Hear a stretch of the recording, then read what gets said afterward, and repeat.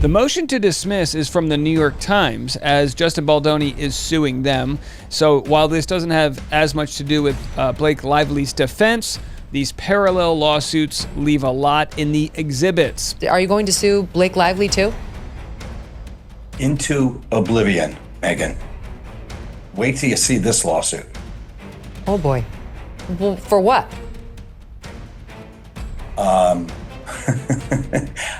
I'm just going to tell you, you're going to have to wait and see. It's coming up soon.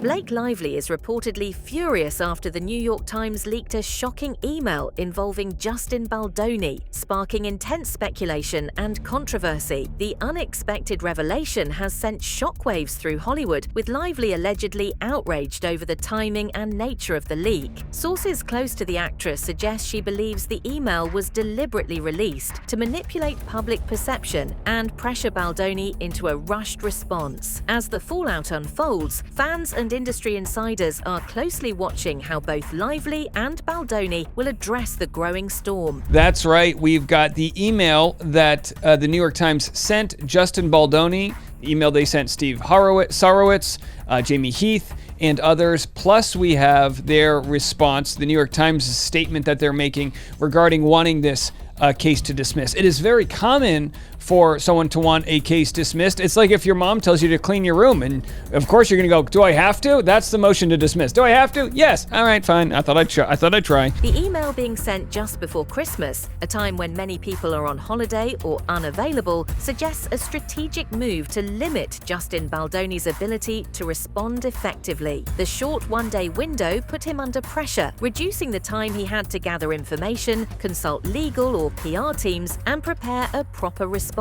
This tactic is often used in sensitive situations where the sender wants to control the narrative or force a rushed reaction before the recipient has the chance to fully assess the situation. The email that New York Times sent to Justin back in December, days before Christmas, with a short one-day window for him to respond. We're going to get into all of that right now. So here in Variety, and again, this was filed Friday night, which is always how you file things when you don't want the media to report on them because you think they've got things to do over the weekend. I'm telling you this right now. There's a measles outbreak. I got a 9-month-old that's not vaccinated. I got nothing to do. We're staying home, okay? It's all Postmates and reading court documents. The bombshell accusations have sparked widespread debate, with some defending Lively's work ethic, while others question whether her on-set conduct may have contributed to recent legal troubles. As controversy swirls, fans are left wondering whether these allegations will impact Lively's career moving forward.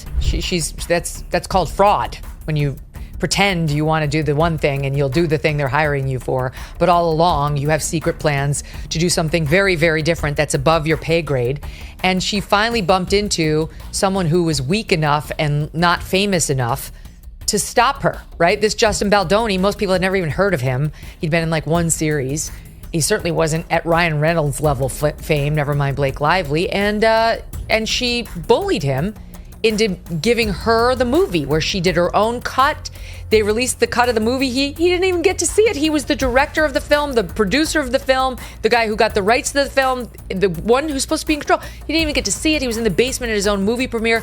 And then she had the nerve, because she had 2 minutes of bad publicity when the film hit. On May 15th, 2023, Blake Lively and Justin Baldoni exchanged text messages regarding revisions to the dialogue of Lily Bloom, the character portrayed by Lively in the film It Ends With Us. Lively proposed enhancing the character's agency and injecting more playfulness into her interactions, aiming to intensify the chemistry between Lily and Ryle Kincaid, played by Baldoni. Lively expressed her willingness to adjust not only her lines, but also those of Baldoni's character to achieve this dynamic. Baldoni responded enthusiastically, agreeing that such modifications would deepen the connection between the characters and enhance the storytelling. Here is a text exchange between Blake Lively and Justin Baldoni during the filming of It Ends With Us. Hey Blake, did you rewrite Lily's lines for today's scene? Oh yeah, nothing big though, just a few changes that I think better portray Lily's thoughts. That's cool, I don't mind, I trust you. Could you just let me know next time in advance? I want as much of a woman's perspective as possible. So do your thing, I just want to be kept in the loop. so Ryle is reacting to the right lines when we film. Gotcha. Don't worry, you're still the director. No need to snap at me. So that passive-aggressive exchange was part of a text from May 15th, 2023, and then they sent each other voice memos. More things to come with this to see if the Blake Lively and Justin Baldoni lawsuits go to trial. Blake Lively did a movie co-starring Justin Baldoni. They had a falling out while they were shooting the film. She blamed him for being oversexual. She put that lawsuit out to try and destroy him, but it turns out that she fabricated a whole bunch of text messages. Her side of the story was fabricated and framed on Justin. When they had their premiere, bro, Justin, all his friends, and all his family were sent to the basement because Blake Lively didn't want any of them to be seen.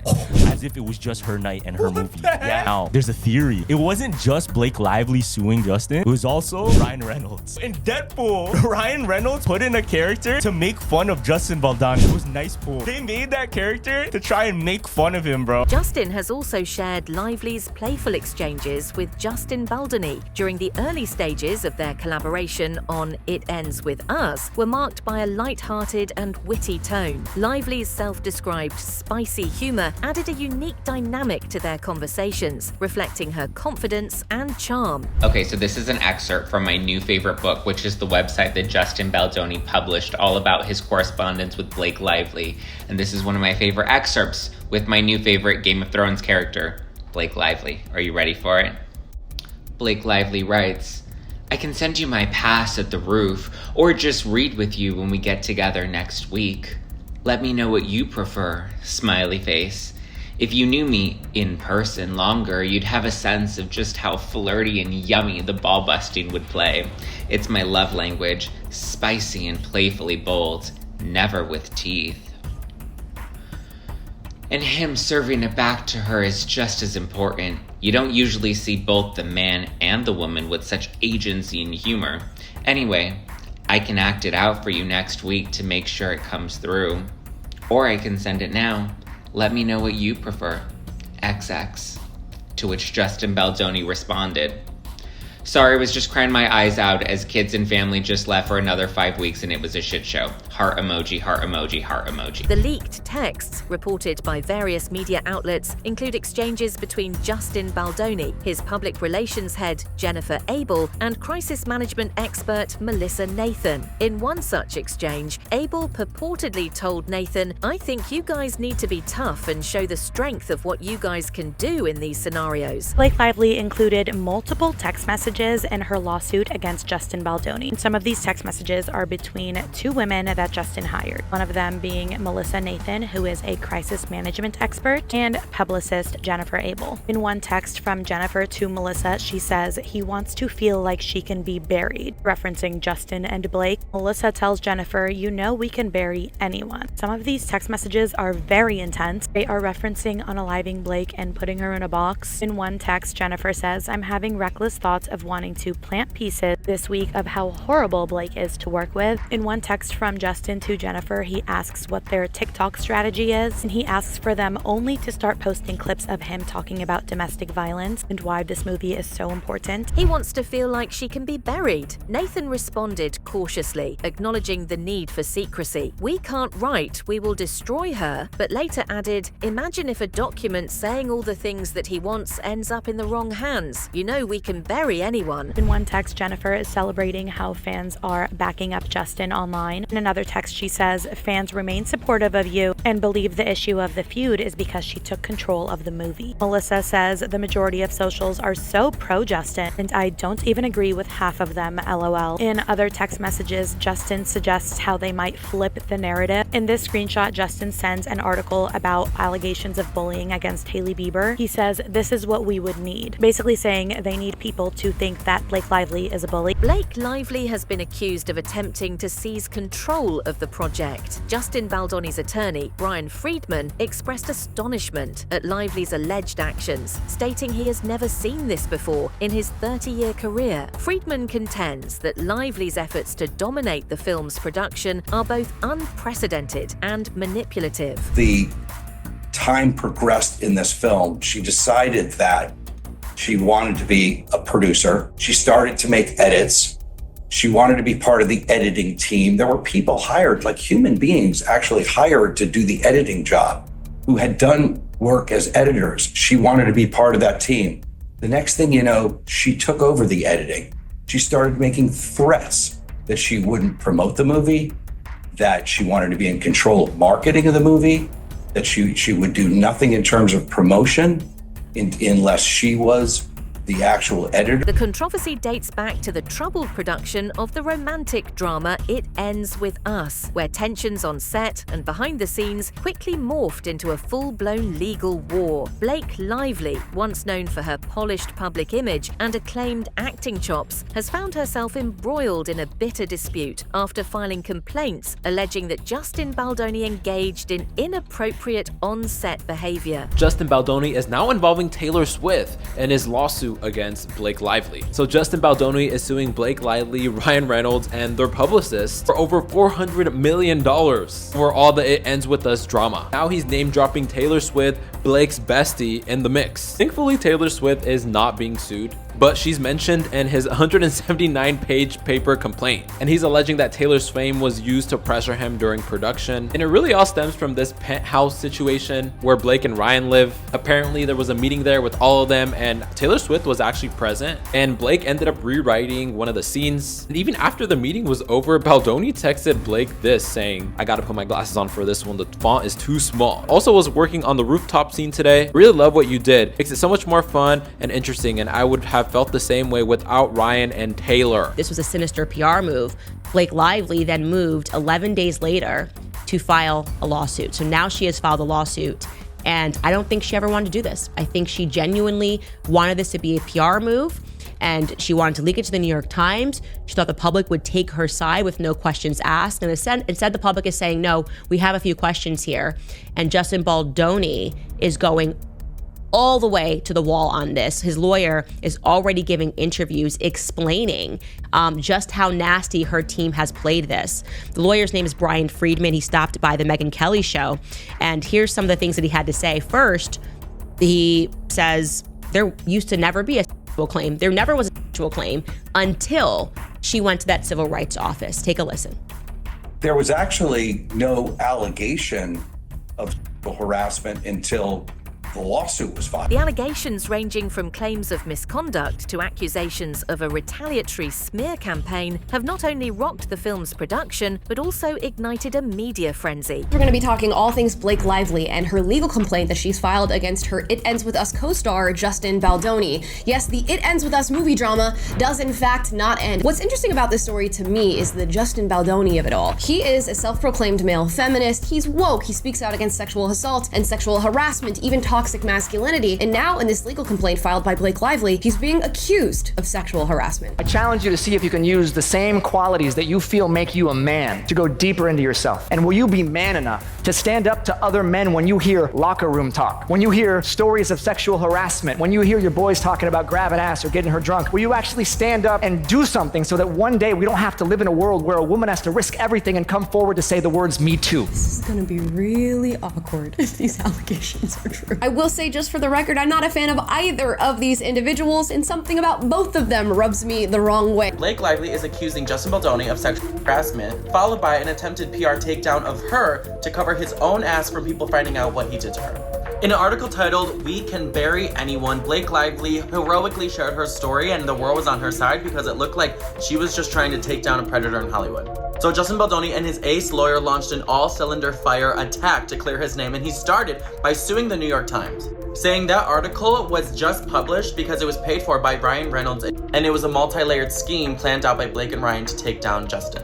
And I think it's pretty common knowledge that the mainstream media will lie on behalf of their powerful friends or anyone who pays them off to say certain things. Lively's legal team requested additional time to file an amended complaint, intending to present new evidence against Justin Baldoni. However, the presiding judge denied this extension, emphasizing adherence to the existing schedule. This decision highlights the court's commitment to a timely resolution as both parties prepare for the trial set for March 2026.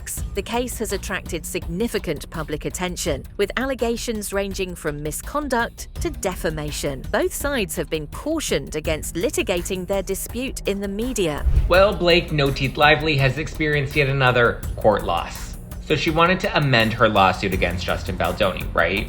The judge said, okay, cool, you have until Valentine's Day, February 14th. And now Blake Lively was like, oh, hold on, wait a minute, we're not ready to present yet. And she was asking for an extension until March 5th. And then the judge said, okay, why? And she's like, duh, because I'm Khaleesi and I said so. And then the judge was like, LOL, yeah, no, I'll give you until Monday. I'll give you a couple extra days. You have until Monday, but you don't have until March 5th. And so now she has until this upcoming Monday, which is February 17th, to figure out what she's going to amend in her complaint.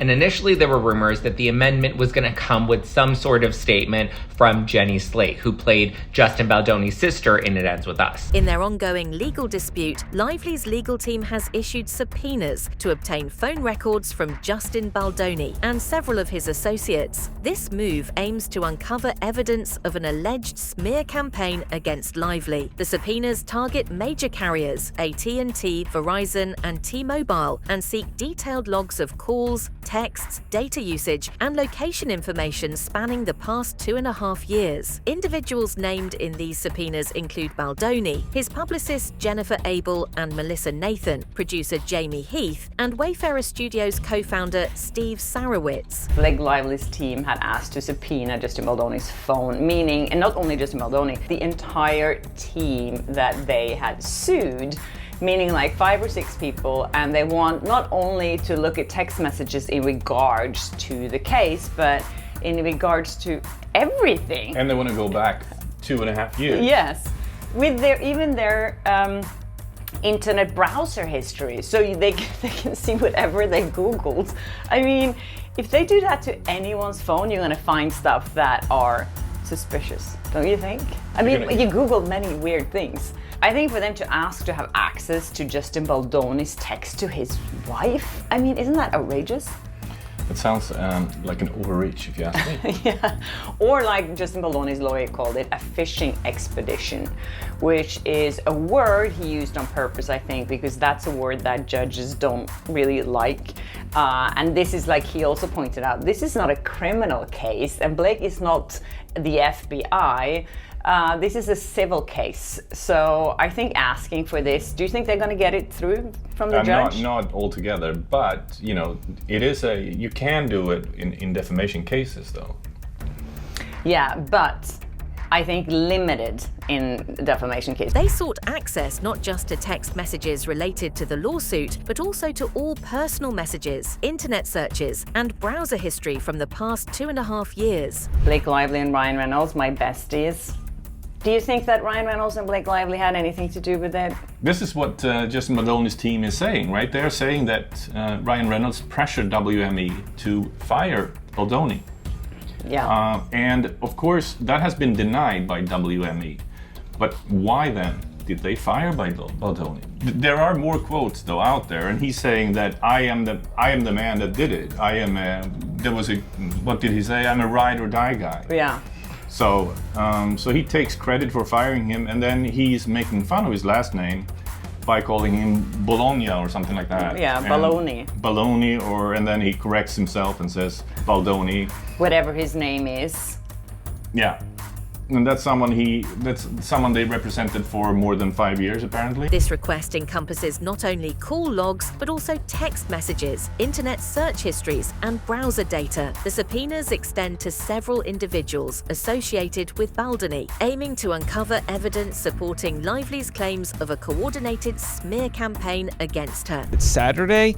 The tea is flowing in the Justin Baldoni, Blake Lively case involving Taylor Swift and Brian Friedman and all the characters that are involved. And the cross-fighting here in the legal documents is absolutely insane. Justin responds to subpoena, say, hey, this is a massive fishing expedition. It goes back and forth, and that's where we land on the actual documents that we're about to share with you. Umbrella Guy, friend of the program, says Blake Lively wants 2.5 years of Justin Baldoni, calls, texts, real-time location. Watch.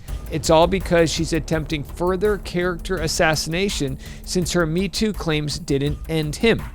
Now, as we know, she claims he harassed her, SH, right? And that's really the big story. But she's also going to claim that he was part of a smear campaign. He's going to argue that was in retaliation. We were just planning a retaliation if you were going to come after me. What are your thoughts on Blake's leaked emails? Do you think this will uncover crucial evidence, or is it an overreach? Share your opinions in the comments below.